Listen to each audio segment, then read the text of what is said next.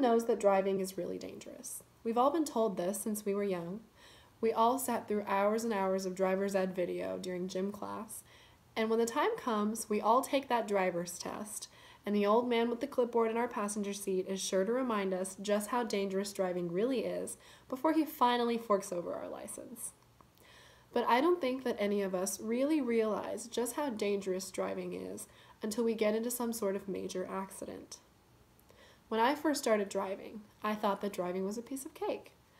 No worries. I'll just watch the road, follow the speed limit-ish, and just drive. No worries, it's not hard at all. This past weekend, I was at my friend Britton's house with my friend Christian. It was a Sunday night, and we had a class the next morning, so we decided to leave around 7 o'clock. It was dark by then, and I wasn't that familiar with that part of town. I plugged in my GPS before I left the house and let it play through my speakers.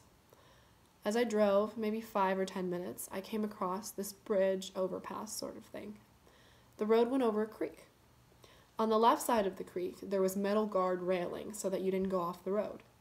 On the right side, it was a ditch with mud and the creek. As I approached, it looked like it was a really wide turn, maybe 180 degrees almost. But the closer I got, the more I realized that this was maybe a 45-degree turn. It was extremely sharp, and I wasn't expecting it because I wasn't familiar with this part of the road. I was going maybe 30 miles an hour, not too fast because I didn't know where I was going, and I ended up smashing into the guardrail. The left side of my car smashed into the guardrail, and my tire came off. The impact threw my body against my seatbelt, and my head snapped side to side, smacking against the window. My hands were gripping the steering wheel, trying to jerk my car to the right. I drove off the road and into a ditch, crashing into the creek. My car slid into the mud and finally stopped. I let go of the wheel, and I immediately burst into tears. I sat in my car, shocked and terrified, bawling my eyes out, when suddenly my car door was jerked open and my friend Christian was reaching into my car. I freaked, recoiling from him and trying to get my seatbelt off so I could get away from him. I didn't know what was happening. He had been driving in front of me, and he saw in his rearview mirror my headlights go off the road and into the ditch. I finally calmed down enough to let him know that I wasn't hurt and that I just needed to call my parents. So he got my phone, called my parents, and one of the other people at the scene of the crash called the police.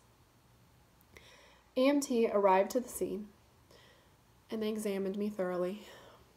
There was no injuries except for a minor head concussion and some whiplash.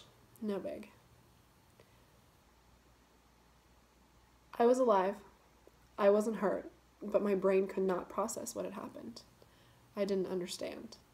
Driving is easy. How could this have happened to me? That night, I learned that driving is dangerous, and you cannot let your guard down. Accidents happen when you least expect them to. No one expects them. That's why they're called accidents. Until then, I was extremely confident in my driving abilities. Now I know that no matter how experienced you are, if you're driving on any sort of road that's dark, if you're driving somewhere that's unfamiliar, if the weather and conditions are bad, no matter what, don't be too confident in yourself. Always be aware. And just remember that cars can be replaced and people can't. So you need to be careful and you need to watch out for yourself. Drive safe, kids.